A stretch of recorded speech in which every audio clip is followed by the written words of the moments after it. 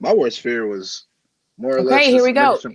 Good afternoon. You are listening to WPVM 103.7 on your dial and at WPVMFM.org globally. I am your host, Crystal Salinas McKinnon, and I'm joined by my co host, Aaron Lamont, who is a WNC Black activist and founder of 828 Racist Directory. Aaron and I are embarking on a project that, at least for now, we're going to call the Reparations Report for WPVM, in which we're going to be doing an ongoing series covering the reparations measure as it unfolds in Asheville, North Carolina. Even though we're a pretty small southern city, more like a town, we are one of the few localities in the country who are embarking on this reparations journey, if you will. And so, following its progress, successes, and its failures, and may hopefully help to inform other towns and cities on how this is being done, because they are in uncharted territory for sure. We're frequently going to have a rotating third seat guest to add commentary, and today our guest is Jonathan Wainscott. He is a local and very vocal activist here in Asheville and a long term observer and participant in the inner workings of city government. He's done some extensive research on Asheville's history that I think can lend a hand to understanding, parsing out this reparations project. And so that is why we asked him to be here today. Thank you, Jonathan, for being here. Thanks for having me. So we were actually planning on looking at the information and truth telling series today and really digging into that, particularly part one. However, with the news that just came out that the city is now looking for a third party to manage this process by releasing an RFP, request for proposal, it just kind of really shifted the lens for me and called a lot of other things into question that I just don't think we should leave unsaid. So, Aaron, I mean, jump in. What are you thinking? I mean, I think it's really great that Asheville, the city of Asheville, is actually wanting to take steps towards offering Black African Americans or Black Americans in Asheville the ability to be compensated for a lot of the types of terrorism that's actually happened, acts of terrorism in Asheville. So I'm actually happy that we're starting the dialogue. And my biggest thing is that we start to see actual results, and we can actually start to see tangible efforts and changes to really make the reparations for Black Americans in Asheville something that we can actually see and count, be able to be something that's measurable for them. So I'm just happy to, be able to be here with you guys and to really just to offer my voice. Like I said, I may not be from Asheville or from the city, but like I said, I'm from Morganton. I'm from a small town. And so I'm watching this just to see exactly, how this is going to be modeled. And, as a person that lives here and within my own city, what are some steps or some things that I can do to be able to, to watch out for, or to be able to see if there's going to be the same type of pattern that's going to be done with this reparations. Hopefully we can see some things that actually can come from this, and I'm very optimistic. At the same time, I can be a little cynical too. So, but I definitely want to see. I definitely want to see some results from this, and like I said, it's always an honor to be here to be able to talk about it with you guys. So, thank you. Well, no, I'm honored to have you as my co-host for this series. Most So, definitely. and I just wanted to point out that, there was some talk in the truth telling and information sharing series, which I keep getting wrong because in my mind they're called truth and reconciliation commissions, Right. and I can't get that out of my head. Anyway, Mhm. so there was some allusion to the fact that the members of the Black community were afraid to Hmm. participate because they're, you know, they fear retaliation through Hmm. losing their public housing or some such threat. And so, one interesting thing about you is you are from the 828. Yes, Um, that's right. you're from Western North Carolina. Hmm. So, you can kind of look at this without that immediate threat Exactly. of local retaliation.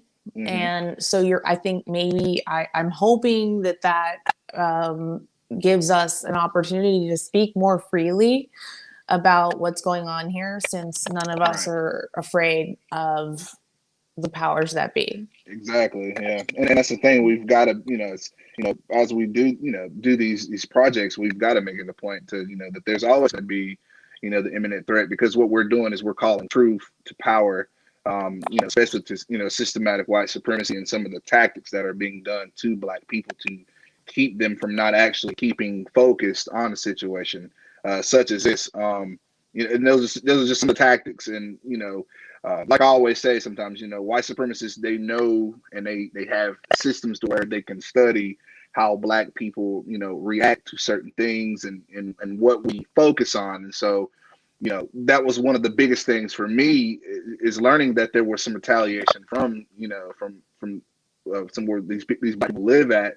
Um, I just thought that, that's just typical tactics are going to do that. And so I just wanted to be able to, be here to use, the platform here to be able to speak freely about it, because, you know, at the end of this, Black person, we know they're coming.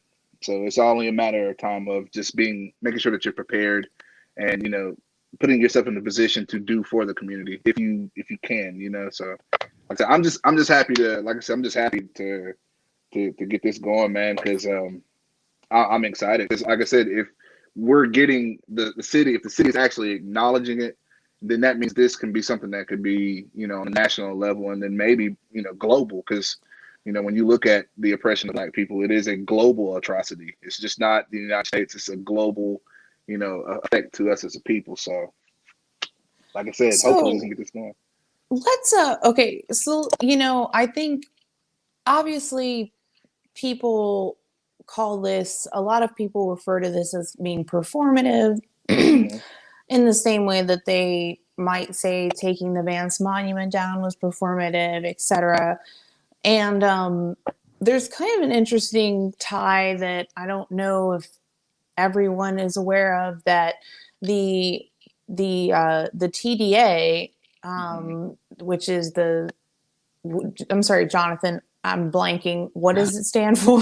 The Buncombe County Tourism Development Authority. Okay, yeah, thank you. So they are one of the primary sponsors of the events regarding reparations that have transpired so far. And yet the marketing for these events has been very minimal. Hmm. What, like, Jonathan, what do you make of that? I mean, why sponsor something and be one of the biggest, most successful marketing machines in the country, and yet somehow not get anybody to participate? Well, first of all, I think it's strange that there was any sponsorship of any sort at all. That the burden of reparations from the city of Asheville for the residents, the Black residents of Asheville, sort of lies at their feet. And Hmm. I don't have a problem with public funds being used for the lecture series, which is what it was essentially. Um, so any kind of sponsorship, I think, would have brought criticism from somebody. But for the Buncombe County Tourism Development Authority to put its name on this, I found to be extraordinarily ironic, to be gentle about it. I spoke about it at council a few times. And, it is an incredibly powerful marketing institution. That's what's really driven most of the growth in Asheville. with a tremendously huge budget. And unfortunately, it's been dominated, I would say 100%. I don't know what the complete ethnic makeup of racial makeup of the Buncombe County Tourism Development Authority is, but on their website and their contact page, it's what appears to be 26 white people, no African Americans. I'm not sure if they have any persons of color whatsoever. And that institution has driven a lot of gentrification, a lot of the problems that we see with, the Black community here as far as, economic participation and whatnot. So I just thought it was just absolutely poor taste. I feel like the Buncombe County Tourism Development Authority is what I would call blackwashing, trying to put out a message that, we celebrate diversity, yet we don't employ any. And so that was definitely a disappointing factor. And I don't want to just, really harshly criticize or unfairly criticize the process thus far, because there were a lot of good things that were said in all of the series. I went to the second one and watched the other ones repeatedly. So there were a lot of good things that were said there. The sponsorship of the TDA, a hospitality group here in town, and Duke Energy just seemed to be really off the mark. So it kind of felt like the whole process was like a car that was revving its engine and then just stalled out in first gear, but there's still a long way to go. And I think there will be plenty of improvements to be made along the way for sure. And can I piggyback off of something that you said too, Jonathan? It's really telling when you see, and I've always said this, whenever I watched the series, I noticed that, people in the audience would say, well, you see who showed up. And there was a concern that there was not a lot of Black people from the area that was there. So, back to your point about the marketing, I mean, this is something that's going to be beneficial for Black Americans. Why are they not putting so much into marketing this thing to where there are a lot of Black people in the area that are, astute and up to it, and, knowing that this is going to be the date, and engaging them, So, I mean, that was something that kind of stuck out to me. I was just like, because I think it was a video that we shared where there was a young woman, I think her name was Grits is what they called her. And she said that she had, went around the city of Asheville asking, Black people like, hey, do you know about reparations? And she said that she had asked about, I think close to maybe 400 people. And all of them said no. So that's something that struck me odd, in regards to this. So, as we keep talking about, if this is going to be reparations, if they're going to do this for Black Americans, why are they not putting, the money that they use to, praise and uplift projects for different, racial communities in Asheville? Why are they not putting that same energy into repairing the damage done that the city did to these Black Americans? So just by them not really marketing that and actually putting the energy that's necessary, kind of stood out to me on that one. They kind of gave me some weird vibes on that one. So I definitely agree. Definitely agree with what you saying on that one though. I just want to kind of jump in and say that I think that, okay, so I I have a master's in peace and conflict studies, and I've studied this model is based on what's usually called a Truth and Reconciliation Commission. Mm-hmm. And, the purpose of them is fairly obvious. It's supposed to be about people sharing their truths and their pain. And it's also supposed to include the people that they feel victimized by, mm-hmm. To witness their statements. And it's about, I think in the ideal form, it's about building an oral history through storytelling. Mm-hmm. And the way that they did their version of it was kind of flipped over to me. Like a lot of the time, most of the time was devoted to the MC and the warm-up guy and the panel. Mm-hmm. And I think, I should go back and literally time it, but the time spent by the audience members speaking was quite minimal, and some of it was sucked up by some white men. Well, just to even cue on that,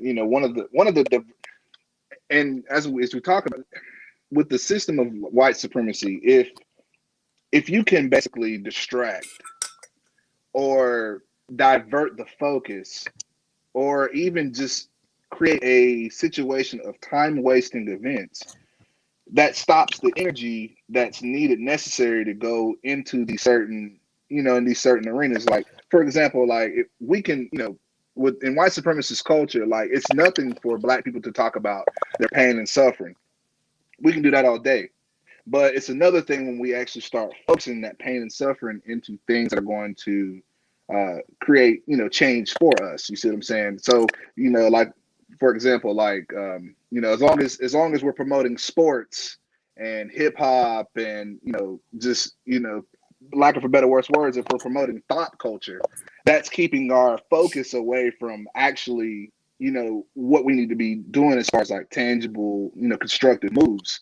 And so whenever we have like truth and reconciliation, events, don't get me wrong, we are hurting as a people, but, like, not lack of a better word, we'll just say we're hurting as a people, but there's got to be a time when we can actually start, doing constructive moves versus, taking the time to talk about what was done to us. White supremacist society knows what they've done to Black people in Asheville. They know what they've did. They know the crimes, and they know exactly what they can do to fix it. But when we eat up so much time talking about, well, how you hurt me, we're literally taking time away from actually making those constructive moves, to going where we need to go. I think And they're. I'm I'm sorry. Go sorry. ahead. No, Oh, I'm no, sorry. no. That's fine. That's fine. That's what I'm saying. Okay, I'll edit this out. By the way, I think that there are just a lot of missed opportunities in it. I agree with you. I mean, let's not spend too much time talking. However, I think that there are members of this community that would probably appreciate a platform to express their real lived experience. Mhm. However, there was so many more like things that the city could have done. They could have made it, for example, it may sound silly, but a technique in getting like people involved and getting them in the right headspace is making it fun. Right. So having like an event, like a fun thing. And then this is part of it that's like woven into it. I mean, that's just an idea that I have.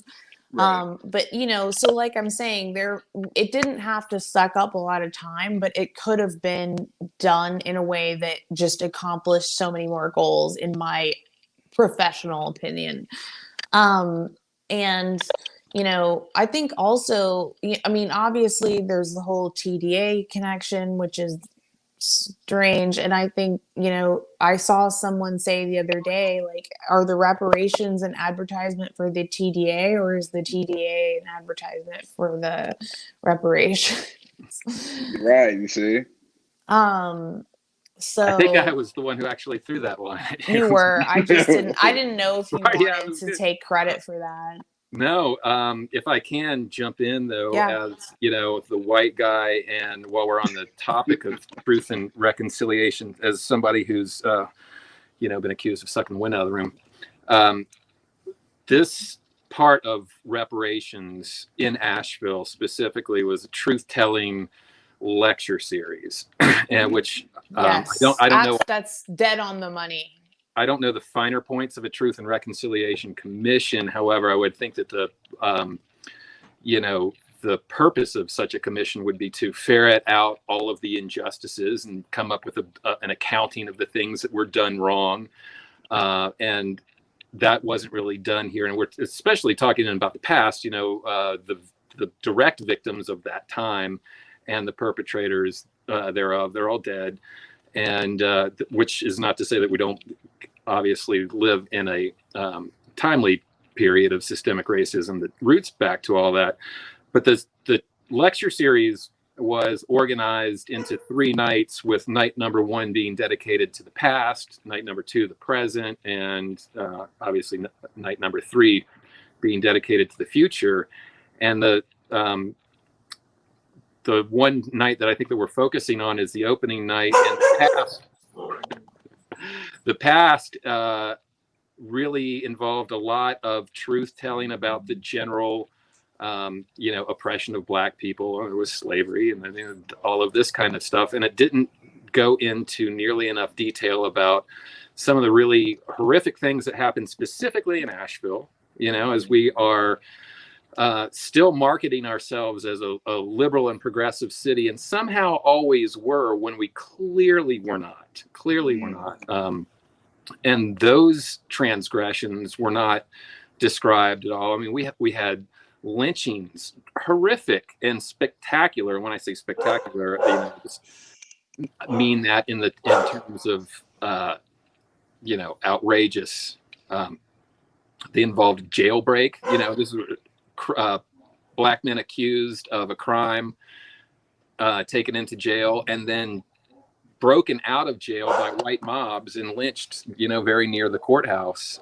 Those things happened here, and we don't know the names of those people. We hear the same names of our villains, Zebulon Vance, obviously, with the removal of the Vance Monument. That's timely, and the other slave owners and such. But that, it was a lecture about the past, but we've heard those names before. But I think that there are other names in the past that need to be discussed. I mean, one of the things that came up in that night was the redlining issues that we had in this town, and there are names that go to that, but we didn't hear who they were. So I think a lot more detail could have gone into exactly what happened to Black people by white people in this town, who they are, what they did. And as a white person, obviously I don't speak for everybody. We're certainly not a monolith, and I don't speak for anybody other than myself. I do believe that reparations are completely warranted. They're absolutely deserved. They're overdue, and I am personally sorry for their necessity. Most definitely. And and that's the one thing that that I did notice too, Jonathan, was that they would only skim about, like I said, like within it in historical context. They wouldn't actually specifically name like the organizations. Like, case one, I didn't know that the Citizens, Asheville Citizens, was founded by a KKK member. Didn't know that. So Right. We didn't actually get to dive into how media, within the city of Asheville, influenced a lot of these laws and feelings of the type of racism done to Black people. Absolutely.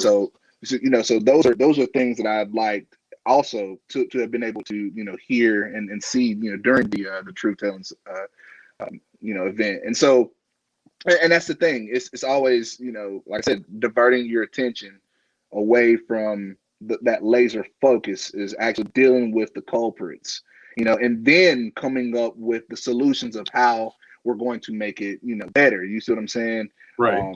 And then the one thing that I always see is that whenever it comes time to talk about how to make these situations better, it's always something that's not really effective. It's almost like putting a band-aid over an open wound.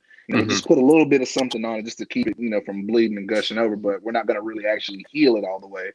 And that's something that I've noticed time and time again. I think one of the members that first night, his name was Greg Mapp, but he was talking about how that the KKK in Asheville, it's not a they're not listed as an illegal group. They're still on books, and whenever it came, and he basically made the point of saying, some of these guys are working in our municipalities and police departments and stuff. It's just like, what are we going to do to be able to to stop that? And one of the men on there, I'm trying to think of his name, but he was in criminal justice, and he said, we got to do better training. I don't think someone who has the ability to practice law and then hate you based on your skin color needs any more training to not be. You see what I'm saying? Like, what Yeah. type of training do you need to do to train people within the law enforcement department to not be racist? You see what I'm saying? So Right. that's usually a white supremacist talking point or trick that they like to use, is saying, well, we got racists in law enforcement. Well, instead of actually saying we need to create laws and policies to punish them for these types of acts, towards Black Americans, instead of saying we got to create punishments, they'll say, well, you need to go to a Black museum and get some better training and cook and eat and watch movies with Black people. You know what I mean? It's always something that's not getting to the specific, you know, restitution, or, to heal the situation. It's always well, we gotta love more. A Yeah. You know what I kumbaya mean? moment. Yeah, we It's gotta love more to it's get more a rid of matter this of situation. comfort than it is a matter of healing or anything like that. Exactly. It's like addressing It the symptom rather than it's the cause. I think it almost feeds into the I have a Black friend trope. And that's going to Like cure. Yeah, look, last weekend I went to a picnic at a Black church and I spoke to Black people, so I am not racist. right, right. Not that I don't think any of us would discourage anyone from doing that. Oh, go ahead. It's Go ahead. just that it's simply only a minor part of you know um the situation, and frankly, I mean, maybe they don't want you there either. I don't know. Right. It's like I was described it to Aaron the other day. It's like walking the white rope. It's like a very, Yeah, how do I, as a white man, I've encountered this, engage in the conversation, express concern, express solutions, identify problems, and, not be told that I'm, not in my lane. It's sort of right. a paradox between white silence is violence, and then you say something, it's like stay in your lane. It's like, well, and I'm not asking for pity. It's not like, No, no, oh, no, no. look at the problems that we have. But Yeah, but I that think is it's part of it. you know you just I think have it's to really listen. Go ahead. no, but no, you're absolutely right. It's more or less about listening, and one of my favorites is repetition. Is the Mhm. energy gonna stay the same after you done, like we talked about last time? Like, after the protest is over and done with, are you going back to goat yoga, or are you coming back? You coming back to keep it rocking with you? It's all about repetition, and making the notion that, hey, look, I'm not here for no clout. I'm not here for no Facebook likes. I don't need this for my, quote unquote white guilt. I'm doing this because this is an injustice. I see it being done to you, and I'm trying to rock out to do whatever I can to help you on your end and on my end. Like, what can I do within my own community to try to, remedy this situation? And so, repetition, Aaron, why don't you repetition. on this very topic, talk about your concept about breaking code. Okay, so yeah, like, within the system of white supremacy, there's codification. In other words, there's codified movement. There's certain things, within dominant white society, that are codified movements that they do as a means of empowering the group. So one of the things that we were talking about, the link that you posted, where it was a mulatto man who was at a party, and he just all everybody thought that he was white guy, but really he was mulatto. And so one of the biggest rules of white supremacy is being able to have, individuals in the community that identify as white, ethnically and, genetically, the features, and so one of the codes is, do not discuss, business or, things of empowerment around, Black people, certain secrets and certain moves that, we can retain as a society to ourselves. We don't release, or not, we don't reveal that to, Black society. And so one of the things that the dominant white society, within my system, system of white supremacy, was come up with different laws to stop, interracial relationships, like miscegenation laws. And it was because of that very fact of mulatto people being able to pass as being white, and then taking information that they've learned in white society and bringing it back to Black society to empower us, through the knowledge that they kept away from Black folks. I mean, my God, the only book that Black people were allowed to read back in the day was the Bible. So, Hmm. and so you start, Well, I'm I sorry. was just reading. I'm sorry to interrupt you, but I was reading this book about the the Black migration out of the South Mm-hmm. that happened, between, I don't know, roughly 1915 and 1970. It's called The Warmth of Other Suns by, I believe her name is Isabel Wilkerson. Okay. Anyway, but they were talking about it just, what you were just saying made me, and I just completely lost my train of thought, guys. No, it's fine, it's fine. But yeah, like I said, there's several codified moves that white supremacist society likes to do. That mixing races to keep secrets. There's also what's another good one that I noticed. As a means for empowerment, even like Mhm. when we talk about things like homes, we're allowed to look at Black people and say, well, the reason why they're in the way that they are is because well, look at how they live, and then we hear that there's redlining laws, that stops us from being able to get prime real estate, and then whenever we, let's say we do obtain somewhat decent real estate, when it's time for us to sell our homes, it's not going to give them the value that's needed for their home versus that of a white person. You see what I'm saying? So, because we know that, houses, and real estate, that's a way for Black people and other people to create, generational wealth. So if you spend, $100,000 on a home, and now your home is, the value of your home is starting to go up, and you see how it's being affected through your taxes, and how, hey, my house is worth something. The property sitting on it's worth something. Then when you go to sell it, you're just breaking even. Yeah. You're not really even getting anything for your home. These are codified moves that are used to keep Black people exactly where they're at. To quote Claude Anderson, he said that the wealth that Black people have made is virtually the same as 1865. We still, back then, we controlled 1/2 of 1% of the wealth of this country, and today we still control 1/2 of 1% of the wealth of this country, meaning that within the years that we've been free from slavery, we still own the same amount of wealth as that of when we've been freed. So these are codified, systematic steps to keep us exactly right where we're at. Remember, I told you in our last interview, rising tides lift all boats, but Black people still got a hole in it from 300 years ago. So over 400 years ago. So how are we going to?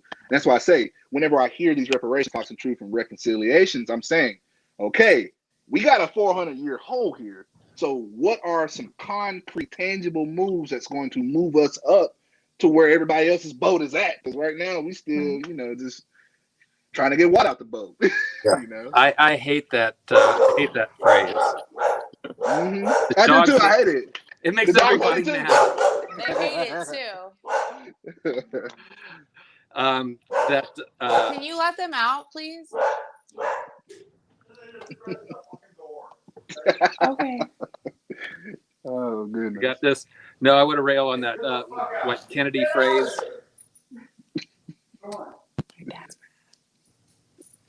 What purpose is the rising tide to a life raft that is Exactly. cobbled Yeah. together? It doesn't matter how much water is below you. If you have 1 foot of water above you, you're Above gonna you, exactly. die. And we're not doing anything to give a boat to repair the boat in a real way. And those who have found themselves a path to get onto yet a new boat, they're not in the life raft, they're on a new boat, don't seem to have as much interest in getting back into the water. And I can't blame anybody for that. It's like, I can't either. Yeah, I can't blame they get into the system and it's like, okay, welcome aboard. Now, don't rock this boat, tow this line, and you're welcome to stay here.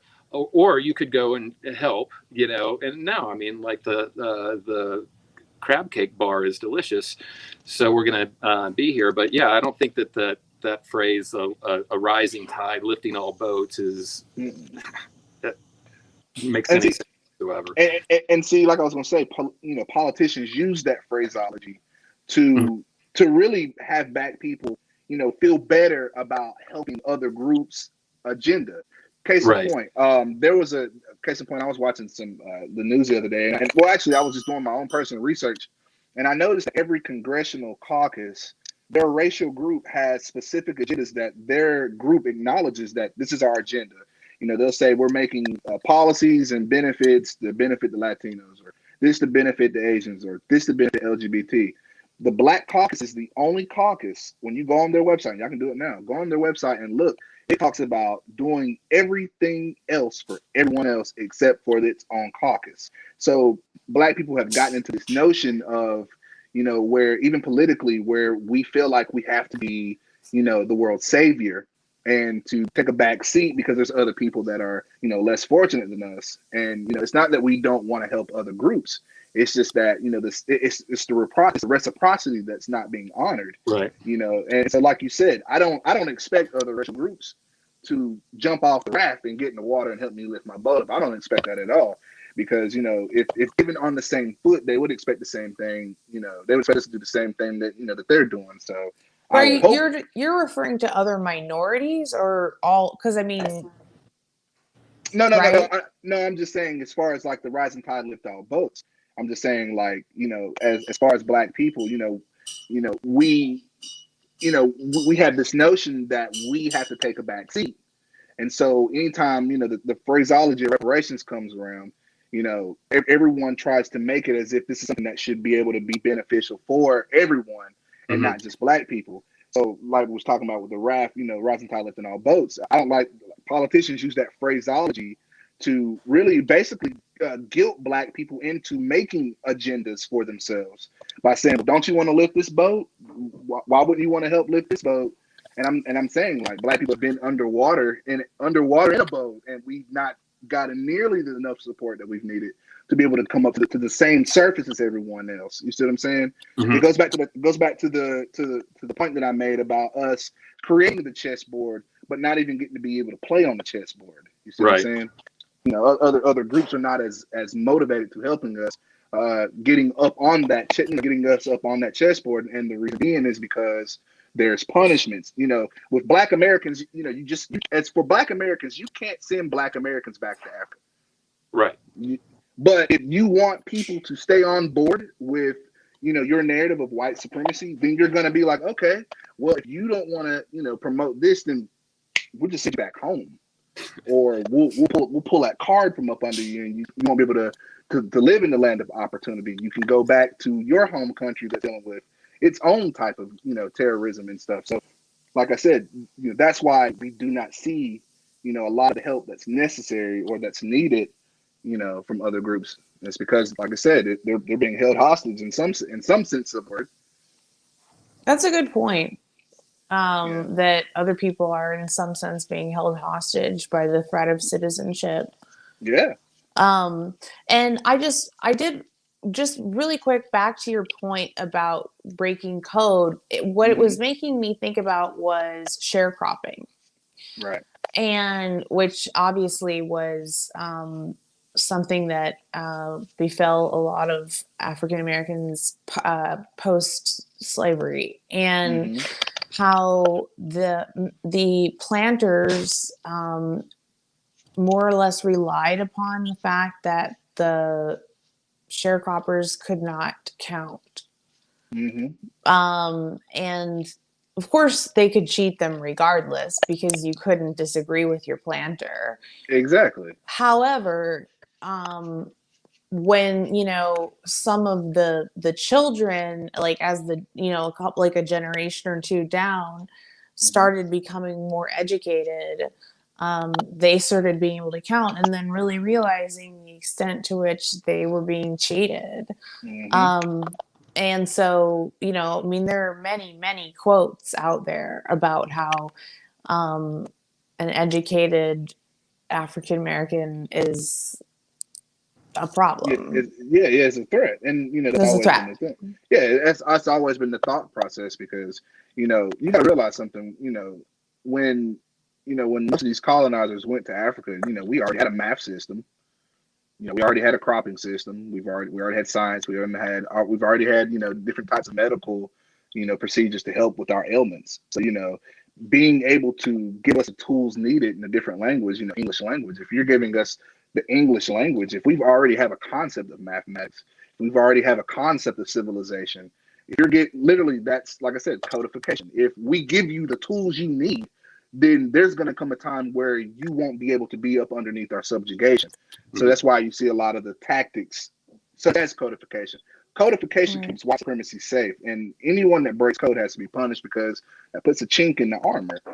So you see what I'm saying? So, with that being said, we have to have, within white supremacist society, they have to have codes because if you, like I said, if you give black people the English language, coming from a society of already doing these things, if you give us the English language, then we'll have our own cities, which we had, and then we've seen what happened once we did establish our own Mhm. cities.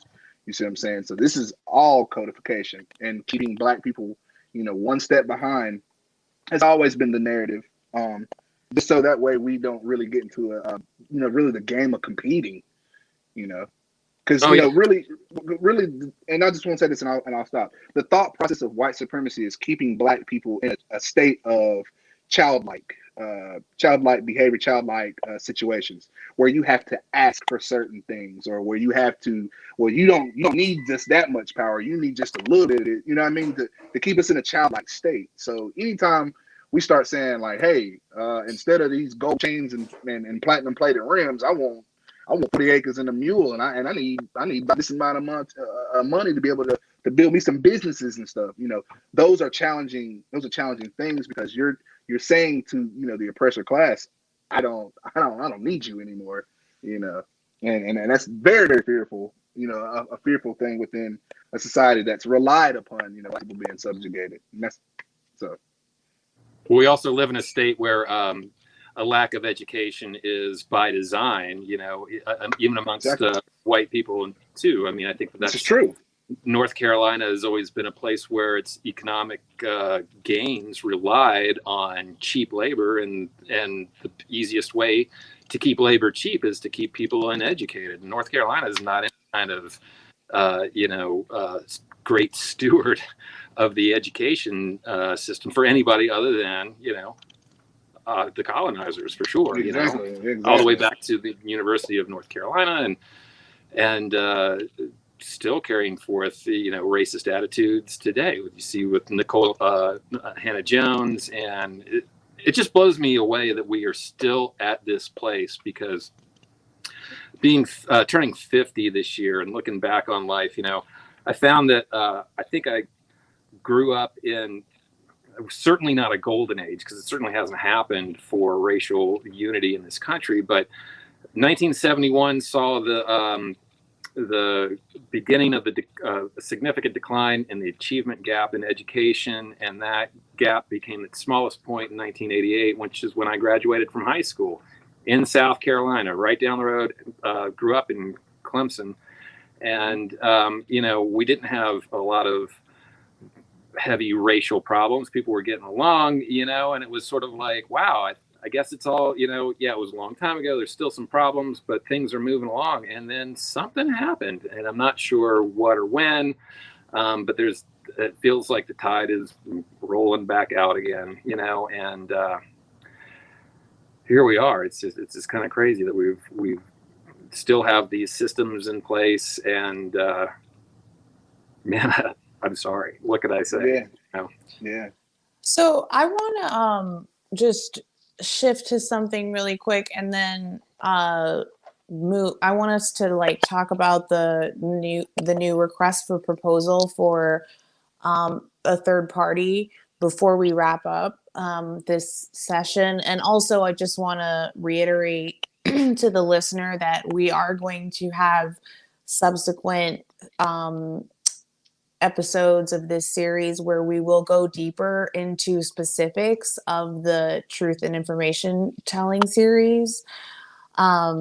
So anyway, I wanted to talk about who was on the panel on night one, because we've talked about that privately. And so Johnny Rush's attorney, and Jonathan, do you want to speak on who Johnny Rush is for anybody who Yes. doesn't know? Well, to be clear, first of all, Johnny Rush was the infamous jaywalker that got beaten by the Asheville Police Department officer Chris Hickman. In this case that we're talking about, this is not the criminal prosecution of Chris Hickman. We're talking about the civil attorney that sued or was threatening to sue the city of Asheville and came up with a settlement for Johnny Rush's beating, which was $650,000. The city has paid out all of that money. I think they were on the hook for $500,000, and our insurance company kicked in $150,000. His attorney was James Ferguson, who was on the panel on the first night of the Truth Telling series. He didn't mention his involvement in the Johnny Rush settlement. James Ferguson took 47% of the settlement. That was his fee. He got it paid in full up front, and Johnny Rush is remaining 53% of that $650,000. He's yet, as far as I know, to be paid any of it. It was put into an annuity to pay him over a 30-year period in monthly and occasionally annual payments starting August 2021. So we're still a month away from the guy who got beaten, went through the trauma of being beaten by a police officer, was exonerated for his crime of jaywalking, and led to the removal of our police chief, our city manager, and all this kind of stuff. And his attorney comes in as a civil rights attorney. I mean, James Ferguson was a revered civil rights attorney who did some great work in his day, and as such has been rewarded as a well-to-do lawyer. Didn't need to take this case at all, didn't need to charge anything, could have taken it pro bono or for a minimal fee. And his rationale on this was like, business is business. And Johnny Rush, his client, agreed to these terms. And my thought on all of this is, if this is the way that an individual Black person is repaired by this town, in this town, it doesn't speak well for reparations in a general sense. Big same as small, small same as big. Johnny Rush was one person, hasn't been repaired, hasn't been paid, gets a horrible deal in this. His lawyer gets all the money, and to me, that's what I fear reparations is actually going to look like in all of this. Well, I support it all, you know. Do you think that it's almost like that? His presence on that panel is kind of a metaphor for, Go ahead and say it. the entire. Say it, Aaron. I don't know if it was intentional. I mean, we're already talking about. He got this money from the city. It was no. I don't think it was intentional. But it almost seems like a silent kind of signal in a way of like, this is what you're gonna get. This is our guy. This is our guy. I think I mean, I hear where you come from, Jonathan. That's the type of vibes I felt, because, like, okay, so like for me, I like to just to peep things out, just to see how everything's laid out. And so that was when you guys brought that to my attention. You know, I was like, wait a minute, hold on. But see, you got to notice that, you know, if you guys just, you know, you watch the media, that's like the new trend. If you think about it, they're using lawyers that get big payouts, you know, from the city itself, and then, you know, sometimes from the actual victims. Case in point, Benjamin Crump. Most of the cases that he's been a part of, he's lost, but he's got a big bag out of everyone he's done lost. You see what I'm saying? So this is like the new wave of actually, you know, not commercializing, but actually, you know, making some actual big money off of, you know, I say ambulance chasing. You know, I think it was Tamir Rice's mother. She came out and started talking about Black Lives Matter and how they're just using their son's face to collect and rake in all types of money off the oppression of Black people. So, you know, we got to keep, as Black people, we've got to keep the mindset that, you know, this is a big money grab that we're talking about here. And as the same fear that you share, Jonathan, is the same fear that I share, and that this is going to be a big, you know, a big finesse. You know, a big trick bag, in other words. Lack of a better word. Are you guys... Who's having the sound? Is it you, Jonathan? I'm hearing weird stuff too. I don't know. It sounds like a mice is eating the wires. Okay, stop now. No, it's still a little bit there. Still there? Okay. And I don't know if it's me. Hold on, let me see if it's me. No. You're still here? No, it's not me because I unplugged and replugged.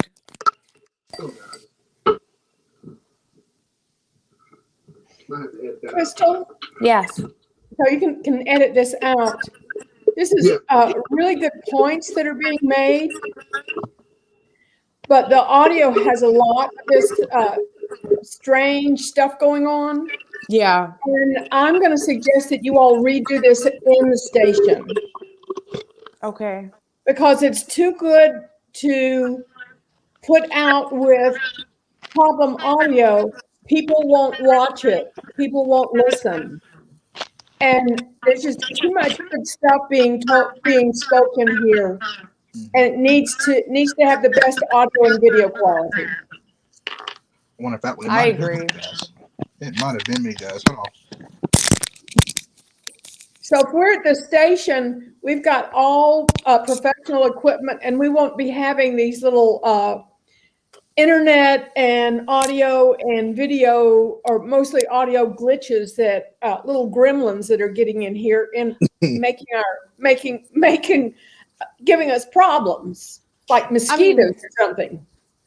I agree. I think like this is really, really good.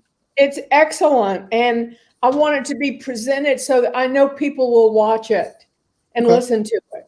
I know. I think you're right. But so we can meet any Saturday that works for Aaron. Aaron, what's your other day off? I'm free Fridays and Saturdays. So we can do Friday or Saturday. Friday will be just fine. I suggest that we meet at Crystal's house or at my house and have my husband drop us off, because now that the pandemic is over, parking downtown is crazy. So we can meet at my house and my husband can drop us all off at the station, either on Friday or Saturday. Okay. I was gonna say, Aaron, you've got too much good stuff from your perspective, and I really want this out there. Oh yeah, no, yeah, most definitely. Hey, I'm ready. I'm ready. Yeah. Good. No. Well, I mean, I'm glad that just shut up. It's just Jonathan. This is Jonathan. Just come on. Sometimes when you're in the middle of something, let me unplug.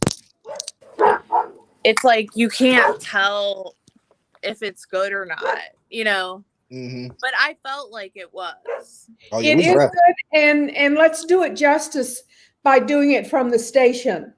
Okay. Well, I'll tell you just from knowing Davine as I do, if she cares enough to have us all come in and redo it, that's because she really, really thinks it's good. Hey, who's dropping some good game? Yeah. And so I videotape. It's live now on. I mean, it's being recorded to YouTube, and so you all can watch it. It's unlisted, so I'll send you the link. You all can watch it, and you can see how good it is with shitty audio. And reviewing it always even brings up more things. Mm-hmm. Yeah. I'm just coming. My phone died, so I was just like, "Oh, here comes the come to Jesus, you knuckleheads, all your shit together." Yeah. My God. Yeah. That's why it's best to do it at the station. Now that I've seen the content that you've got, and because at the station we have Ethernet, highest quality internet, and good camera, and good mics, and sound barriers and all that, and sound barriers, so we don't have to be interrupted by our pets. And I was like disappointed that I couldn't meet Aaron in person too. I'm looking forward to that. Yeah, man, for real. Yeah, man. I mean, I know that you got to travel and whatnot, but you know. Yeah, so we can do it, and then we can go for lunch or at mid-afternoon or whatever after. Yes. I'm with that, yeah, man. So y'all figure out when you want to do it. Jonathan, can you get off on Friday, or is Saturday your only day? Man, I can make time for whatever, you know.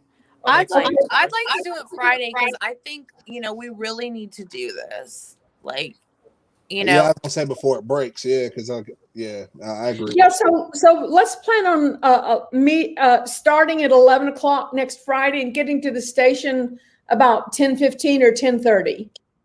Okay.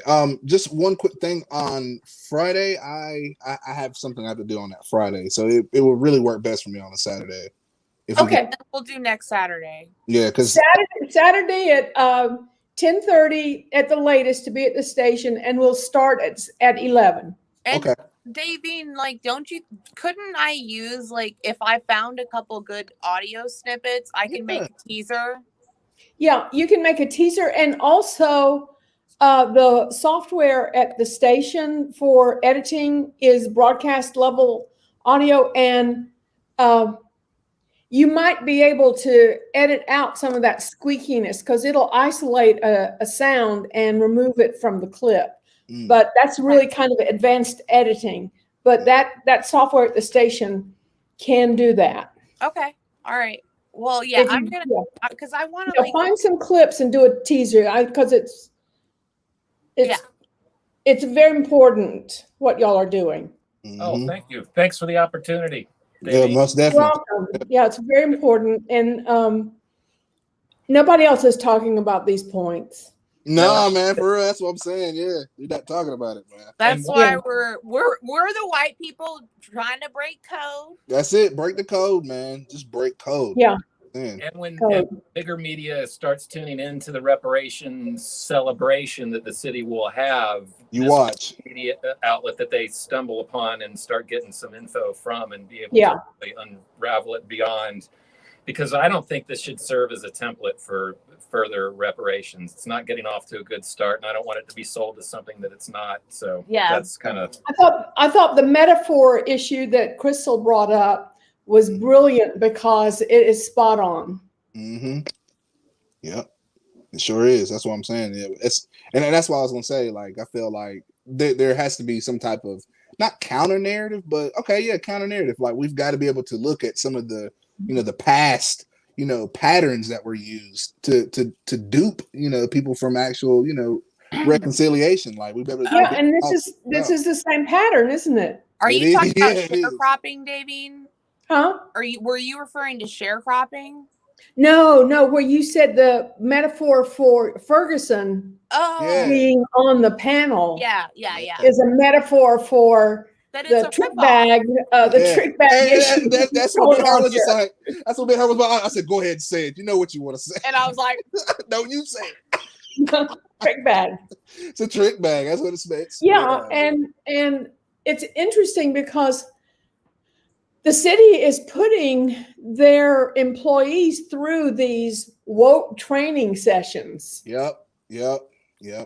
And firing them if they don't feel like they're getting woke enough. It's not doing. It's the former the Department of Equity and Inclusion director, Kimberly Archie, and that whole department wrecked the place when they come in with the wokeness, and all they did was piss off the water department and the transportation department because they've got good old boys in there, and they do have good old boys. I'm not saying that they don't, but I don't think that they fix the water pipes in a racist way. Right. That it's a human resources issue, and our human resources department, again, I'm not railing on the ladies, but I feel thoroughly confident in their ability to handle racist issues in the city. So the whole Department of Equity and Inclusion has been performative to begin with, and now they don't even have any staff. All of their permanent staff is gone. Yeah, there's not one employee. They're using an interim director that they're pulling from human resources. So the entire department doesn't even really exist at this point. They're going to have to hire a director and restaff. So that'll be in the news again. So there's a whole lot of things to, And in the meantime, they're firing good employees because they didn't quite fit into the wokeness of what they think. And that's what I was going to say too. Like what I've noticed within the media is that they're trying to trivialize or put their own spin on what like wokeness and stuff like that is. You know what I mean? Most of the time when you actually hear like some of the talking points, that I hear, from when they say about like wokeness. Usually, I like to look at the people that they're talking about. Like, okay, what's the epitome of wokeness that you're talking about? Like, who is like the most ultimate woke person? Then they'll point out some Yahoo that don't even know what the hell they're talking about, or if they do, it'll be somebody that's like I'm just gonna be real, a Democratic shield. It'll be somebody that's not actually speaking against both parties or just the status quo. They'll just say some stuff like, well, we gotta get better, like old boy said, we gotta get better training and love the hell out of each other. I'm just like, wait a minute, hold on. Let's dial it back and see exactly, what we're dealing with here. So that would be somewhere in the series that you're doing is this woke thing. Yeah, no, definitely. Because it's turned into code from the left and the right. Yep. And that's the thing. Like, and that's what I was saying. Like, they're starting to adopt grassroots talking points and phraseology. But then when you actually see exactly, when you say, oh, all right, you guys are in favor of reparations, what are you going to do, to show reparations? And then that's when the rubber starts to meet the road. And then that's when you start to think, like, oh, okay, so you might be one of them guys because you don't actually want empowerment. You just want, just to keep black people, lulled, or, just give you a little something to keep you to go to sleep, versus actually giving you some real meat and potatoes, Crumbs. So, yeah, exactly. Crumbs. We're gonna give you something to keep you full, but when I keep you full, just keep your belly growling, not real. And they will pass out, and there will be success stories in the black community, like James Ferguson and like other people. And it's sort of like what I'm seeing from the sidelines. I've never played football, but I understand the sport, Yeah. So I'm just watching, this sort of phenomenon of, once a brother makes it, don't mess up his game. A win for him is a win for all of us. And it's like, not really. I mean, not all the time. Yeah. And it creates this illusion of winning when there isn't one, Exactly. And it gets used all the time. And Asheville is just so determined to be special and the most. We celebrate diversity. We celebrate it quite a lot, but we don't activate it at all. I mean, it's like the people are well intended, but there's just not a lot of real. It's faux progressive. This town is very provincial. Yes. It's just totally false. It's like I said, you got to think we're in Western North Carolina. Not even to talk about bad about the Democrats, but you got to think, like I said, the KKK. I mean, they were heavily involved in the Democratic Party. Oh yeah, they're called the Dixiecrats. A long time ago. So when people for black people, we listen for code words or buzzwords. One of the buzzwords, Democrat. When you, as a black person, when you hear the word Democrat, you're like, oh, well, they're not openly racist like those Republicans. You know what I mean? But then it's when you start to see the paperwork, and you're like, these dudes is playing the same ball game, but they just got different jerseys on. The way that I've put it, because a lot of people, locally who are vocal, they're like, oh, the Democrat Party started the KKK. The Democrat Party did all this. And what they don't realize is you got to pay attention to the name on the mailbox and the bloodline, otherwise, because the bloodline has stayed the same. It's just the name has changed, So otherwise, if you didn't know any better, you might go ask your cousin out to the prom. You see what I'm saying? Yeah. To the bloodline, and it's not like Nancy Pelosi's party is the Southern Democrats from the 1930s and such, but it kind of keeps getting confused that way. That's one problem, but just having these historic names, all of a sudden they flipped, and it's like when I say the Democrats of 1931, I'm talking about horrifically racist, for real, horrible people. And that's not an indictment of the political party. It's an indictment of the people who were in that party at the time that just happen to call themselves such. So anyway. Yeah, no, I feel you. So let me tell y'all what we can do with this. So as we have good video, the video that we like, anytime this subject of any of this comes up in the other media, the newspaper, anything on social media, we'll be able to slap that video onto that particular conversation so that it's always being exposed, the other side, the narrative from people who have lived it. Yeah. So that's why this is important, because your voice needs to be heard. Most definitely, for real. I Excellent. just, even with the Ferguson guy, I was just like, man, I was just like, they put him on the panel. I was just like, man, that's like putting Benjamin Crump on the panel, man. This dude ain't won not one case for any of the slain black children out here, and sure enough, be on CNN talking and skinning and grinning,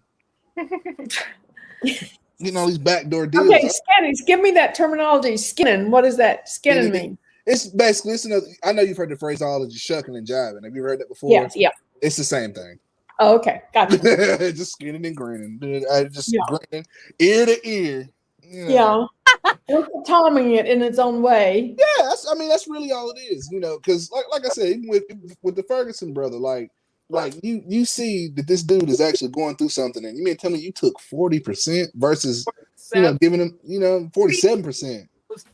By the way, 50. okay, Like, side note, I did a lot of research on, and I could be wrong because legalese is hard to read, but like I was trying to read about attorney fee laws and stuff, and predatory lending of predatory representation. Predatory representation. And in North Carolina, there isn't a specific number, but I can tell you 47 is way above average. Average is more like 30. And also, North Carolina law basically says that fees of 40 to 50% or more are subject to scrutiny, although there's no specific thing. It's he would have to be reviewed by the NC bar over this specific case. So because it's not they could deem it unethical. We don't know. Here's the real question. And this is something we got to pay attention to too. Has the victim, was it Johnny Rush, has he been able to talk about how everything went down and how he hasn't really received anything? He kind of disappeared. I think they busted him for cocaine not too soon after he got the settlement. Okay. Around there, but I don't think he had the money. Well, I was gonna say, with those police settlements, they'll put clauses where they can't talk about the situation, or they can't really. Yeah, there might definitely be an NDA. That's called a non-disclosure agreement. Non-disclosure, yeah. But it'd be really good for somebody to try to talk to Johnny Rush off the record. Yeah, for real. Because I'm suspicious even about the cocaine thing, that it might have been planted. Yep. Because they plant stuff here in Asheville. I know they do. What do you think? They use that court system to tie your funds up. What I would say is let's do a couple shows, and then you, Aaron, reach out to Johnny. I will reach out to him if I can find out where he's at on Facebook. I will definitely reach out to him. We can find him. Yeah, find him for me, because that'll be some good. Yeah, we can find him. If we can't find him on Facebook, we'll find him some way. Trust me. Find him. He don't exist. Yeah, because that's the thing. We know he's real. Yep, because that was the thing for me, with Tamira Rice's mother, when she was talking about how, all these organizations, collected billions of dollars, and they didn't even get any, hey, how you doing? How can we help you? What type of money? Your kid's dead, we're gonna go raise some hell, and we're gonna get paid from this situation. Like I said, those does that type yes, all types of ways, and you got to look at it from that situation that black people are in a system where we do fight for resources, but at the same time, going back to code within Black society, there has to be a code of conduct. You know what I mean? Because what he did was completely off code. And and just to be real, in white supremacist society, if a white dude did some stuff like that to another white person, there would be all types of consequences for some mess like that. Yeah. I agree.